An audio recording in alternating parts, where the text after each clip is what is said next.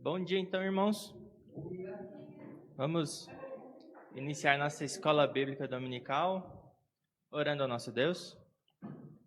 Senhor Deus amado, te louvamos, Senhor, pela tua palavra revelada a nós. Senhor, te louvamos porque tu és bom, Senhor, tu és misericordioso, tu és nossa força, nosso auxílio, Senhor. Sabemos que contigo, Senhor, estamos bem seguros e salvos, Senhor. Por isso te agradecemos, te louvamos e pedimos agora que nos ilumine para que possamos compreender os seus ensinos, Senhor, entender qual que é o teu desejo para a nossa vida, Senhor, nossa santificação, nossa frutificação aqui, Senhor.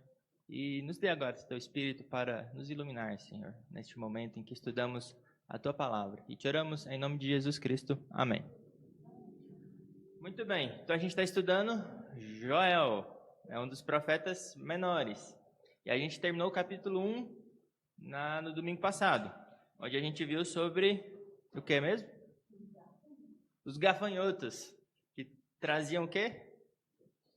Destruição, juízo. E por que foi isso? Foi o acaso? Foi uma coincidência lá climática ou qualquer coisa do tipo?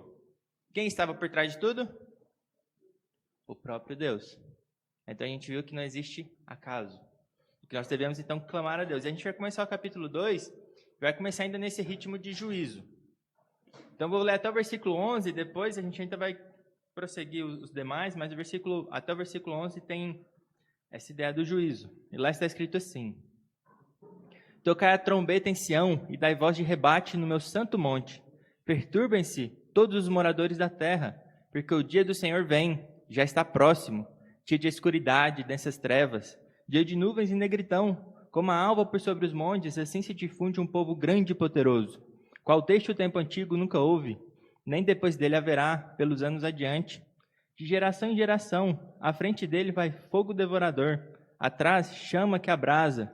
Diante dele a terra é como o jardim do Éden, mas atrás dele um deserto assolado, nada lhe escapa.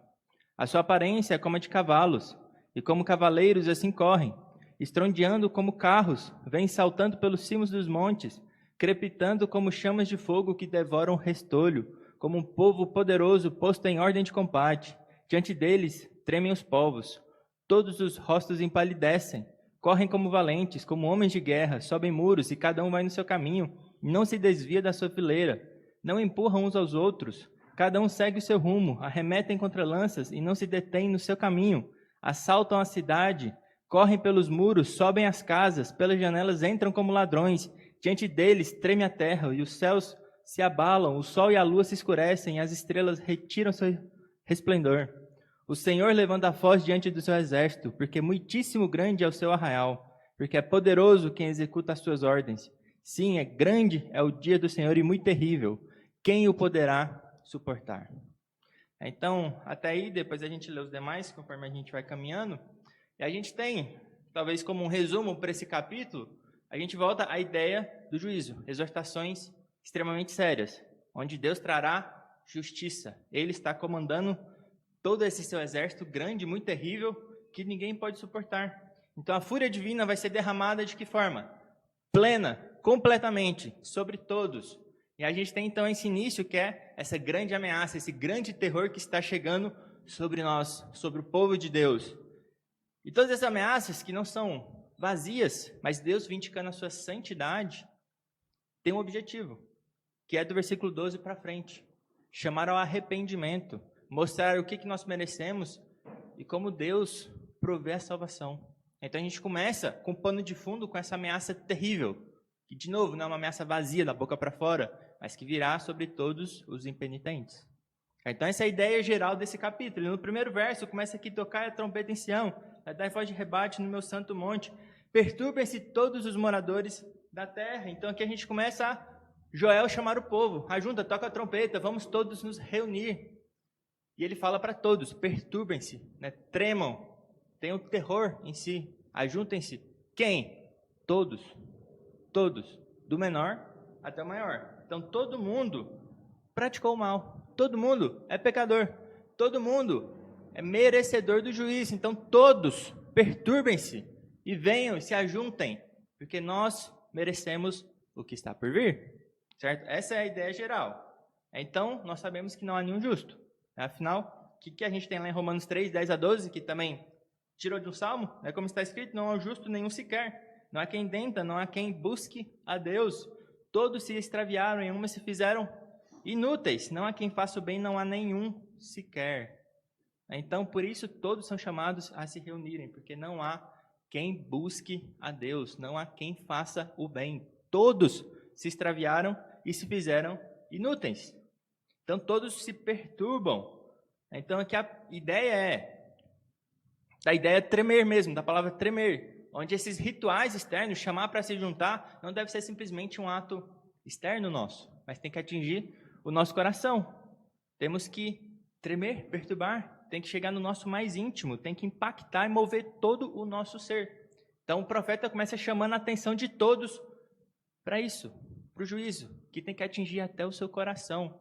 Por isso que ele fala, perturbem-se, tremam todos, porque o juízo de Deus está vindo. E rituais externos, meramente externos, tudo que você pratica meramente externo, que não envolve o seu coração, são inúteis. Todos se fizeram inúteis, e todos esses rituais externos são inúteis. Então ele começa a declarar que ameaça é essa? Por que tem que se perturbar toda a terra? Porque o dia do Senhor vem. Então, de novo, a gente tem aquela ideia do juízo. É do juízo de Deus que está sendo declarado aqui. Deus vai pessoalmente agora estender o seu braço, vindicar a sua santidade, trazer justiça sobre a terra de todos aqueles que pecaram contra ele. Então esse é o grande dia do Senhor, onde ele se fará presente, visível, claramente e poderosamente sobre toda a terra. Então perturbem-se porque Deus está para fazer a sua justiça, pessoalmente, é o dia dele. Então é falado de novo que o dia é próximo. Aí de novo a gente tem aquela ideia de urgência, de necessidade de se arrepender agora, porque o dia do Senhor está próximo.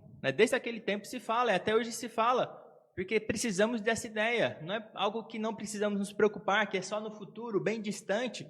Nós precisamos nos preocupar com o dia do Senhor hoje. Está próximo. A qualquer momento nós podemos passar dessa vida. Estaremos diante de Deus e o juízo chegará. Então o dia do Senhor é próximo. Tem que ser urgente. Vocês têm que prestar atenção, tratar esse dia como algo extremamente urgente, porque o dia do Senhor está chegando, está próximo. No verso 2, então, ele fala, dia de escuridade, densas trevas, dia de nuvens e negritão, como a alva por sobre os montes, assim se difunde um povo grande e poderoso, qual deste o tempo antigo nunca houve, nem depois dele haverá, pelos anos adiante, de geração em geração. Então, o dia do Senhor é definido como o quê? Dia de escuridade, de densas trevas, negritão. Nas Escrituras, quando a gente tem luz, o que a gente associa com luz? Salvação, esperança, que há esperança. O dia do Senhor, ele está associado aqui ao quê? Completa escuridão. 3 vezes, negridão, densas trevas, dando ênfase que não haverá mais esperança. Não tem como escapar, não tem como fugir. O dia do Senhor será densas trevas. E é feito também com uma celeridade grande, que é como a alva por sobre os montes. Em qual que é a velocidade que a alva se propaga pela terra? É extremamente rápida. Vocês conseguem fugir de quando o sol está nascendo, fugir e se permanecer nas trevas? É impossível. O braço de Deus, quando começar a se estender, vai te alcançar rapidamente. É rápido o negócio. Vai ser uma celeridade tremenda. Então a alva se expande nessa velocidade extrema. Assim também será o juízo de Deus. Alcançará a todos. Certo? Ele fala que se difunde então um povo que é poderoso, grande e poderoso. E aqui, muito se discute se Jeremias está falando da praga dual, ou está falando de algo futuro, e o que mais há consenso dos teólogos que a gente gosta mais, é que ele está vendo 2 coisas. Está vendo tanto o seu tempo atual, recente, pragas que estão vindo, o povo que está vindo, destruir Israel, como também escatologicamente, como também o dia do juízo final. Certo? Então, Joel está usando essas figuras de linguagem que traduz bem para o tempo dele, mas se aplica a todos os tempos, a todos nós. Porque chegará o dia final, o dia em que realmente virá como relâmpago, que virá como ladrão. E Deus então fará juízo nesse dia final. Então ele está vendo essas 2 coisas, a calamidade atual, como também a por vir, a final, da qual não haverá igual por nenhuma mais geração e dará cabo de todas as coisas.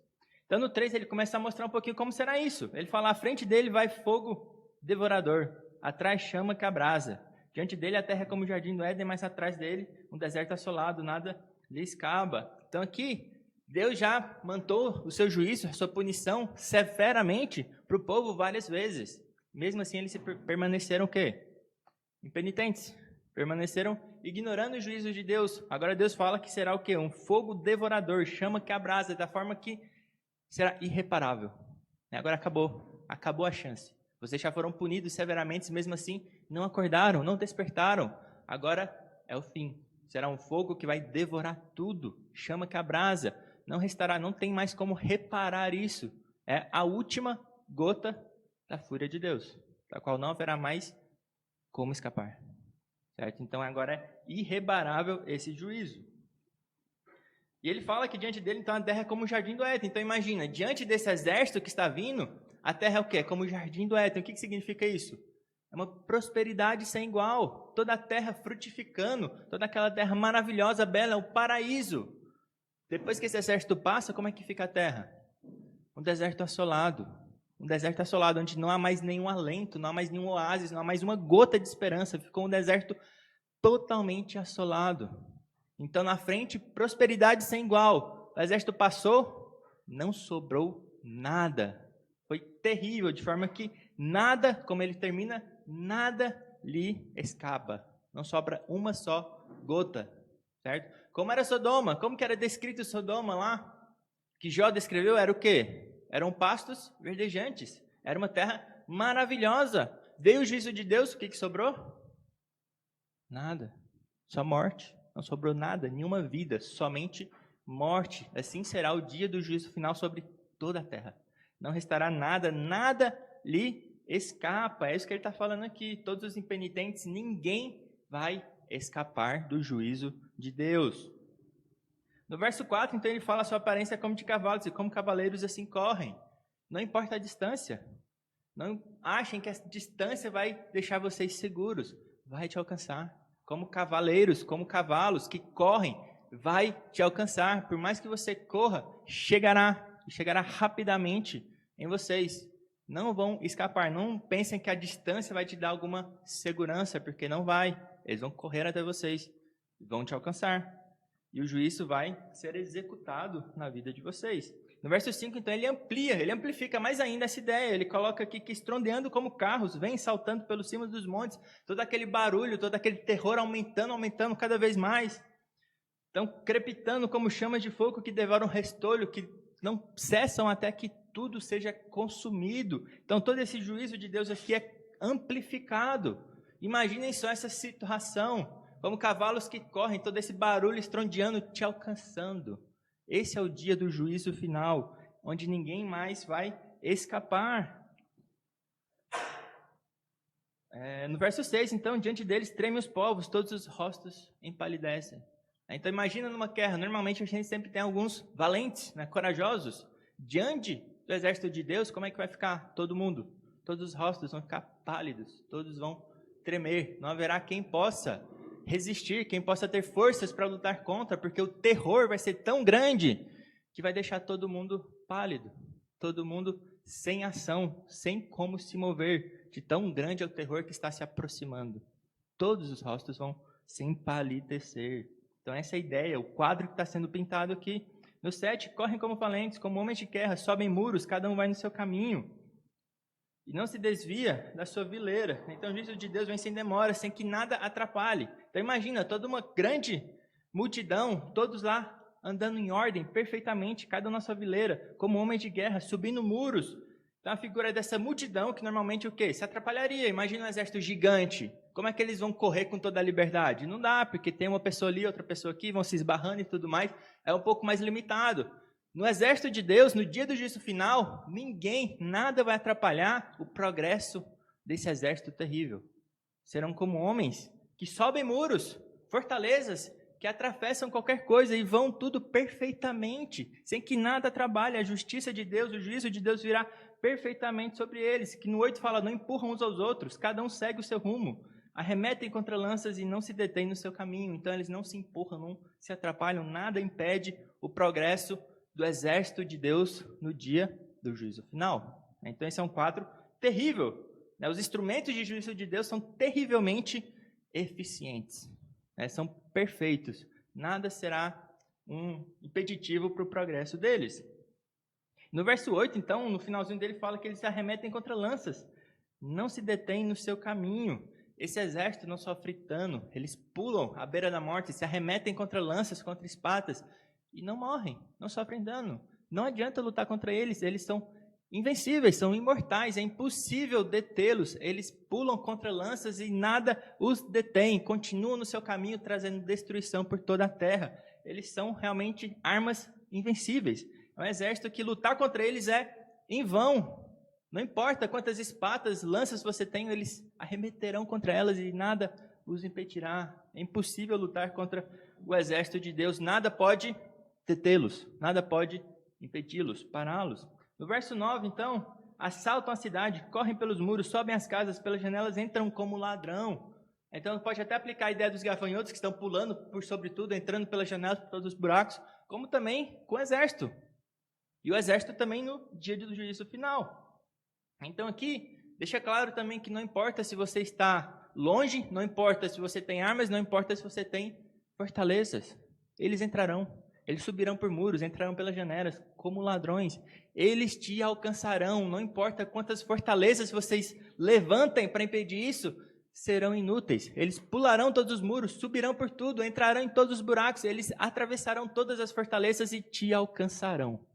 É impossível se proteger deles, é impossível. A ideia geral é que não há como fugir, não há como pará-los, não há como lutar contra, não há como se proteger deles. Certo? Esse é o poder do grande exército do nosso Deus. E no verso 10, então, diante deles treme a terra, os céus se abalam, o sol e a lua se escurecem, as estrelas retiram o seu resplendor. Então aqui está a abrangência da ira de Deus.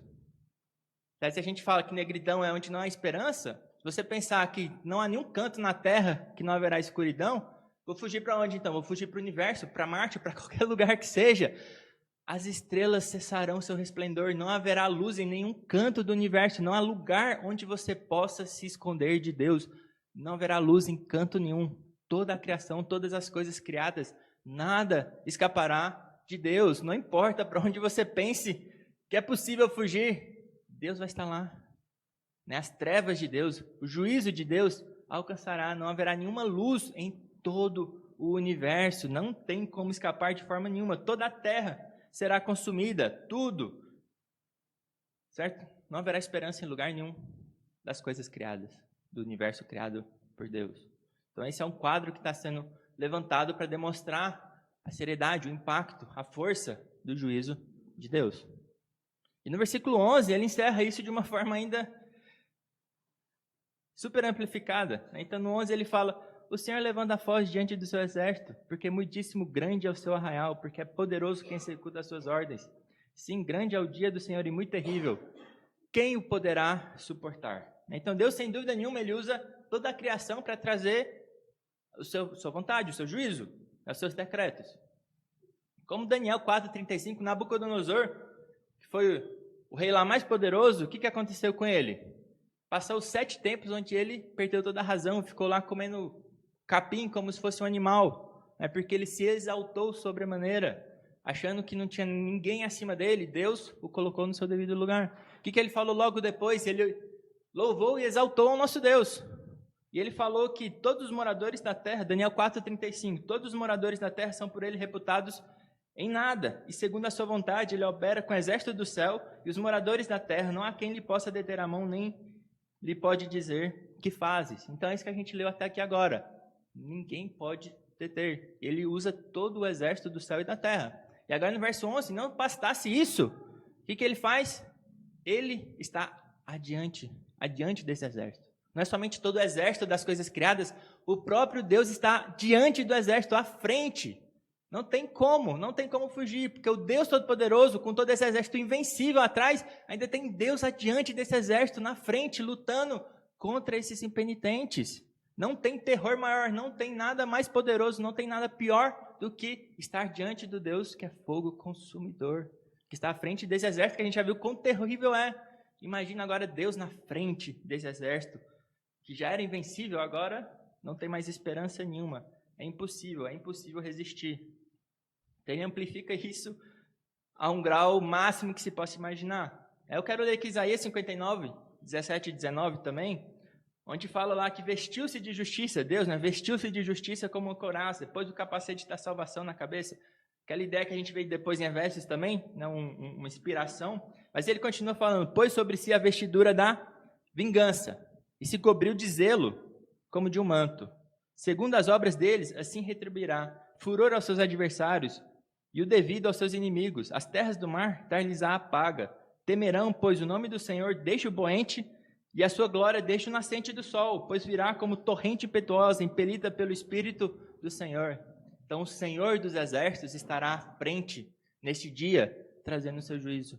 Não há esperança, não há uma gota de esperança quando você tem todo esse exército invencível e o próprio Deus vestido de vingança para fazer a sua justiça, vindicar a sua santidade. Por isso que ele termina, então, sim, grande é o dia do Senhor e muito terrível. Quem o poderá suportar? Então, que esperança há? Como que fugiremos disso? Como que resistiremos? Como que lutaremos contra isso? É impossível. O resumo é que a vingança do Senhor vai ser completa e plena. Não haverá quem escape, não haverá nada que não será feita justiça perfeitamente. Cada criatura, todo o universo, tudo que se rebelou contra Deus, receberá devida paga. Receberá devida paga, que é uma paga eterna, pois pegou contra a santidade infinita do nosso Deus. Receberá sua paga eterna. Certo? Então esse é o quadro que foi pintado aqui por Joel, inspirado pelo Espírito Santo. Esse quadro terrível, negro, assustador. Certo? O primeiro ponto que eu quero que a gente, antes de passar para a parte de esperança, é pensar um pouco no que Jesus sofreu. Certo? Jesus, afinal, ele sofreu, foi morto na cruz, por quê? Pelos nossos pecados. O que nossos pecados mereciam? Tudo que está descrito aqui, eternamente, tudo isso. Então a questão é, como é que a gente continua pecando? Toda mentirinha que a gente faça, por mais que seja, que a gente pense que é inocente, que é leve, cada pecadinho, Deus sofreu. Jesus Cristo sofreu naquela cruz, toda a punição. Como falam, né? É um pouco estranho falar, mas como falam, toda a nossa punição eterna, Cristo sofreu ali, nas 3 horas de escuridão, ele sofreu tudo isso. Ai, como é que a gente continua pecando?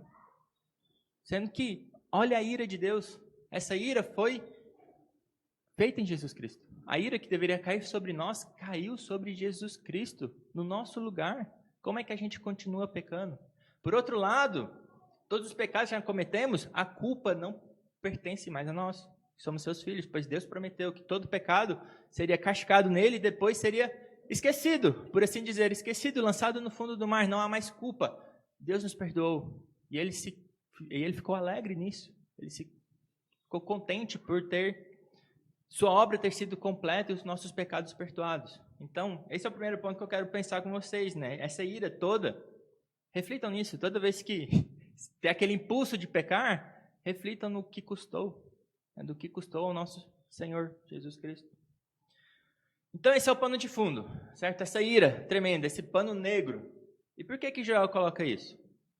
É toda essa cortina de trevas negras. Porque dessa forma, a luz de Deus pode brilhar muito mais claramente, muito mais magnífica. É quando a gente vê tudo que nós merecemos, todo esse pano de fundo de morte, de densas trevas, nós percebemos como a luz de Deus é maravilhosa. Afinal, quem é a luz de Deus? Quem é a luz do mundo? Jesus Cristo.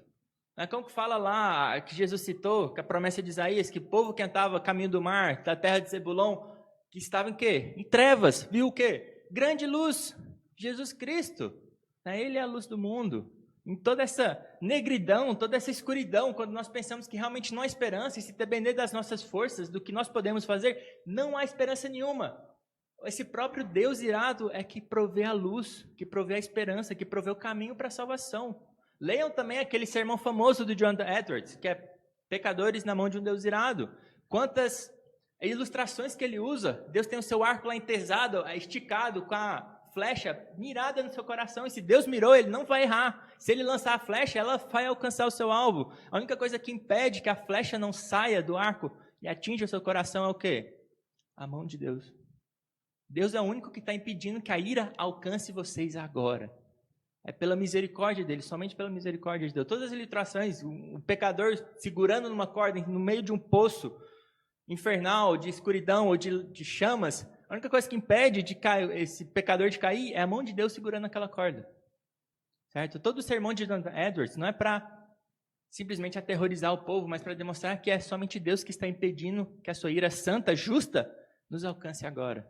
É só a misericórdia dele. Então esse pano de fundo é para mostrar o quê? O evangelho, para que Deus brilhe cada vez mais, para que o que Deus fez por nós brilhe cada vez mais. Afinal, ele aplacou a sua própria ira, mandando o seu próprio filho. Esse é o evangelho de Deus. Nós somos salvos da ira de Deus. Por quem? Por meio do próprio Deus, que enfiou o seu filho naquela cruz para morrer por nós.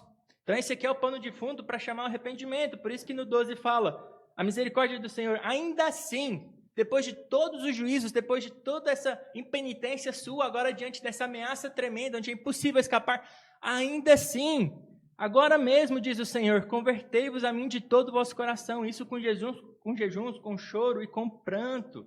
Então mesmo depois de tudo isso apresentado, dessa impenitência toda, de toda a ira já planejada, tudo já pronto para destruição, mesmo assim, mesmo nesse tempo, diferente de qualquer ser humano faria, Deus está pronto para receber o pecador, para aquele que se converta. E ele não somente está pronto para receber, ele fala, convertei-vos, ele nos chama ao arrependimento. Depois de tudo isso, ainda assim, ele nos chama para o arrependimento. E o Joel usa aqui as palavras do próprio Deus. Agora mesmo diz o Senhor, para dar uma ênfase maior ainda, o próprio Deus está falando, depois de todo esse pano de fundo de terror, o próprio Deus fala, convertei-vos a mim. Há esperança, tem como fugir disso. Não pensem que está tudo perdido. Venham a mim. É o único caminho, a única forma de salvar. Então ele começa com essa ênfase. Ainda assim, depois de todo o abuso do povo, a longanimidade de Deus, mesmo depois de tudo isso, há esperança. Vinde a mim. Um versículo que eu gosto bastante é Isaías 1,18, onde Isaías fala, Deus fala, né?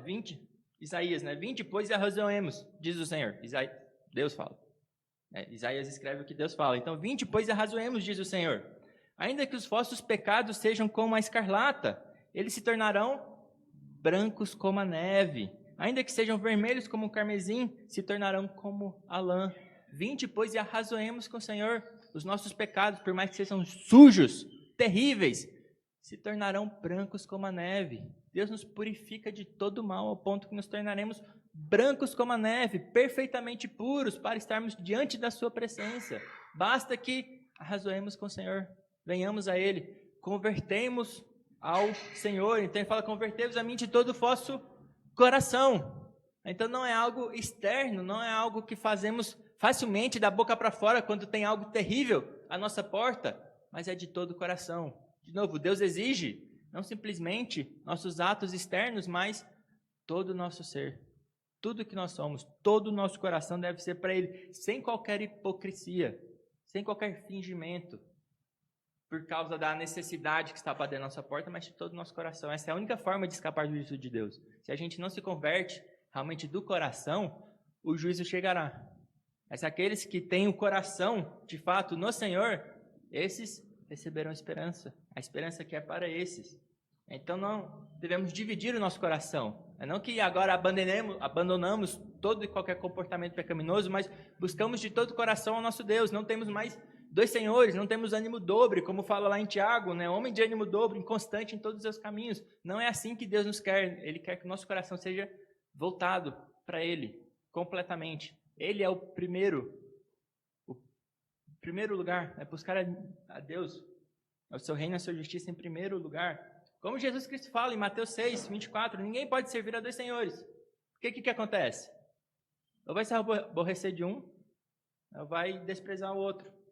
Então não tem como servir a Deus as riquezas, ou qualquer coisa que seja. Então ele não quer homens de ânimo dobre, de coração dividido, mas com coração completamente ao Senhor. Ele fala isso com jejuns, com choro, com pranto. Então a gente tem que confessar, demonstrar o nosso arrependimento, que nós realmente merecemos o juízo de Deus. Estamos aqui suplicando a Deus, como realmente pecadores condenados, dependendo única e exclusivamente do Senhor. Chegar a Ele reconhecendo a seriedade do nosso pecado. Pegamos contra o Deus santo, infinitamente santo, se pode colocar um infinito. Então não é para fazer o que nós fazemos comumente, que é arrumar desculpas. Desde o primeiro pecado, o que o homem faz?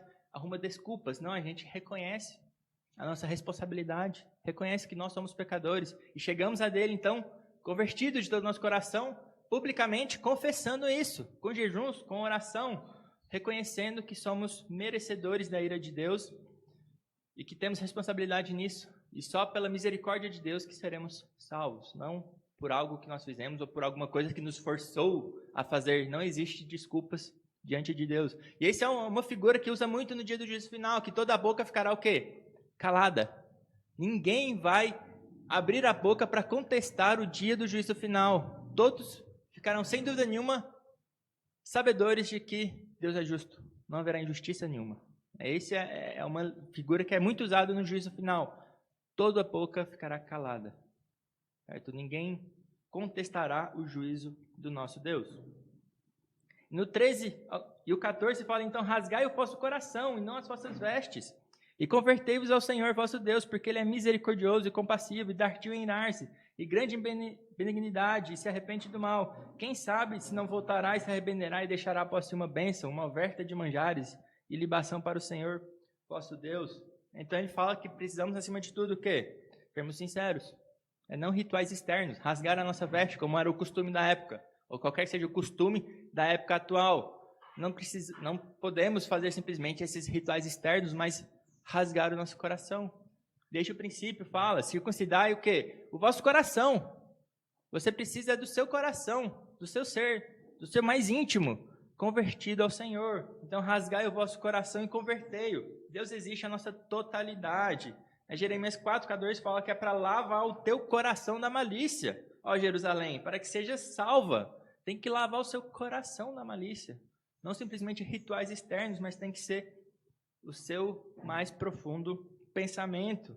E por quê? Porque Ele é misericordioso, compassivo, tardio em irar-se, grande em benignidade e se arrepende do mal. Certo? Ele é misericordioso. Essa é a natureza do nosso Deus, Ele é bondoso. Calvino afirma que arrependimento é pregado em vão, enquanto homens entretêm uma esperança de salvação neles mesmos, enquanto homens acham que podem se livrar. Assim, nunca temeremos verdadeiramente a Deus, a não ser que confiemos nele como nosso Pai. Então, precisamos temer a Deus, reconhecendo que não tem como nos salvar a si mesmo, somente por meio de Deus. Salmo 130, 3 e 4, se observares, Senhor, iniquidades, quem, Senhor, subsistirá? Quem subsistirá? Ninguém. Contigo, porém, está o perdão. Para quê? Para que te temam. Certo? Como é que seremos tementes a Deus? Reconhecendo que a salvação provém dele, que de nós merecemos somente destruição, terror e trevas. Então, recebemos o perdão de Deus e tememos a Ele, reconhecendo que Ele é um Deus santo, poderoso, que é fogo consumidor para todos aqueles que pecam contra a sua santidade. Certo? Então, precisamos ser tementes a Deus. Então, essa promessa de misericórdia e benignidade é para aqueles que se arrependem. Todos esses que têm um coração contrito, Deus não rejeita. Por mais que mereça toda essa ira, que tenha feito tudo isso, tenha abusado da longanimidade de Deus, uma vez que ele se converte, o seu coração está contrito, quebrantado, Deus não rejeita a esses humildes. Deus não rejeita nenhum deles. Ele os recebe, restaura, purifica, deixa brancos, alvos como a neve. Esse é o nosso Deus, essa é a natureza do nosso Deus, que se arrepende do mal, que traz, então, bondade e bênçãos para todos aqueles que verdadeiramente se humilham diante dele, reconhecem o que é verdade, que nós somos merecedores do inferno, nada mais do que isso. E toda a bondade que recebemos é pela misericórdia do nosso Deus. Então, ele é misericordioso de fato. E eu tenho que ler, então, a oração de Jonas. Dá um pouquinho para frente aí, abram comigo, por favor, Jonas capítulo 2. Oséias, Joel, Amós, Obadias. Então, Jonas. Jonas 2, 7 ao 9, o finalzinho da oração de Jonas, ele fala o seguinte: Jonas, então, fugindo de Deus, Deus, então, o lança ao mar. O lança ao mar e ele, então, é engolido por um grande peixe. Dentro desse peixe, ele ora ao Senhor falando: quando dentro de mim desfalecia minha alma, eu me lembrei do Senhor e subiu a ti a minha oração no teu santo templo. Os que se entregam à idolatria vã abandonam aquele que lhes é misericordioso. Então, todos que se entregam à idolatria abandonam a única fonte de misericórdia. Não tem como obter misericórdia de outro lugar. 9. Mas com voz de agradecimento eu te ofereci esse sacrifício. O que votei pagarei. Ao Senhor pertence a salvação. Certo? É ao Senhor que pertence a salvação. Não tem como nos salvar, mas é somente por Deus. Somente por Ele.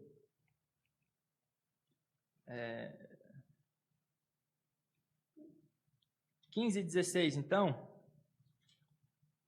ele fala: tocai a trombeta em Sião, promulgai um santo jejum, proclamai uma assembleia solene, congregai o povo, santificai a congregação, ajuntai os anciãos, reuni os filhinhos, os que mamam, sai o noivo da sua recâmara e a noiva do seu aposento. Então aqui a gente tem de novo já afirmando que tem que ter essa confissão pública, onde todo o povo que é culpado publicamente tem que se reunir para pedir a misericórdia de Deus, onde a gente tem primeiramente os sacerdotes, que tem que proclamar esse santo jejum, que tem que orar a Deus, clamar a Deus. Então essa confissão é pública, tanto velhos como quem? Crianças de peito. Certo? De novo, quem pecou? Quem é pecador? Todos. Não há um justo sequer, nem mesmo as criancinhas de peito, que nem sabem falar, que não conseguem fazer nada por si mesmas, são merecedoras do juízo de Deus. Todos, por isso todos se reúnem. E até eventos alegres, como casamentos, são postergados, porque a ira de Deus está sobre o povo. Adia o seu casamento, agora a necessidade é de arrependimento, de confissão pública de pecados. Precisamos confessar a Deus os nossos pecados. No 17, então, começam os sacerdotes. Chorem os sacerdotes, ministros do Senhor, entre o pórtico e o altar e orem. Poupa o teu povo, ó Senhor, e não entregues a tua herança ao opróbrio para que as nações façam escárnio dele. Porque onde dizer entre os povos, onde está o seu Deus? Então, primeiramente, começa aqui os sacerdotes, que tem que clamar ao povo. Que naquela época, quem que podia orar pelo povo? Quem que se aproximava de Deus para orar pelo povo? Os sacerdotes. Então, a gente tinha os profetas que traziam a mensagem de Deus para o povo, e os sacerdotes que traziam o clamor do povo, levavam o clamor do povo para Deus. E hoje em dia, a gente precisa de que alguém ore por nós? Por quê? Cristo.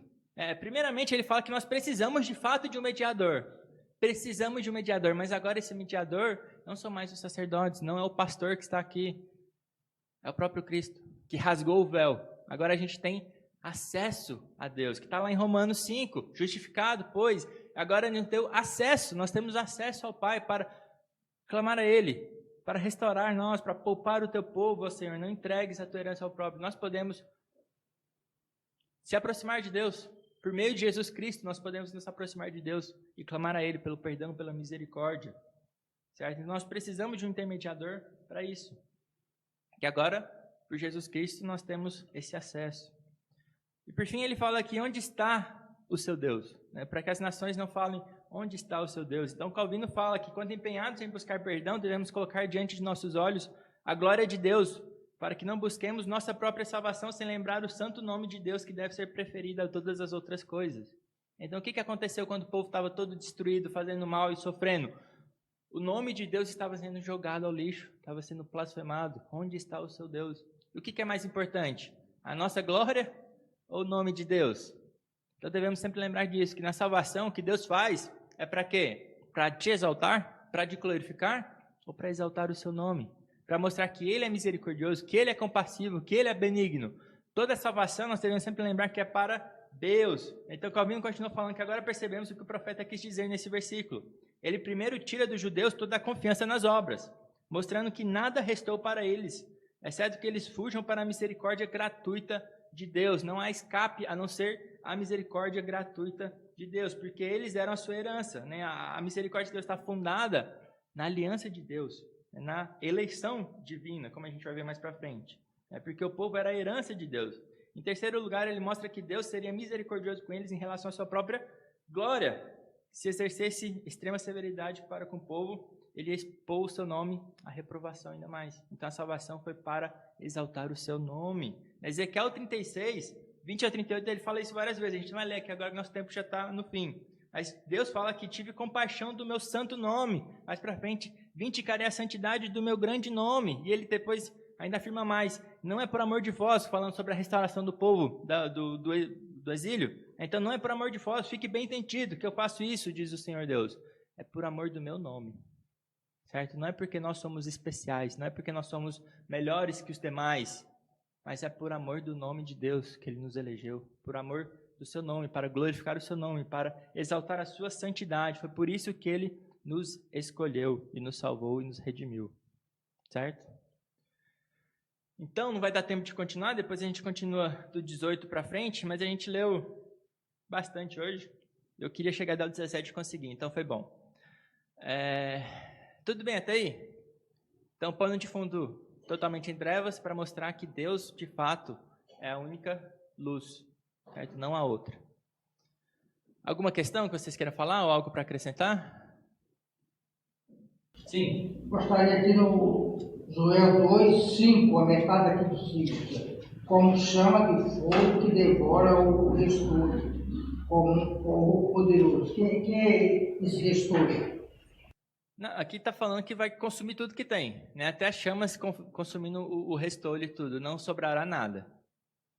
Aqui está falando, toda essa parte aqui até o 11 está falando sobre a destruição de Deus, a ira de Deus que vai ser completa e plena. Não está falando sobre semente santa, coisas assim. Está falando sobre a destruição completa dos pecadores, que não haverá esperança nenhuma, a não ser que a gente fuja de fato para Deus, certo?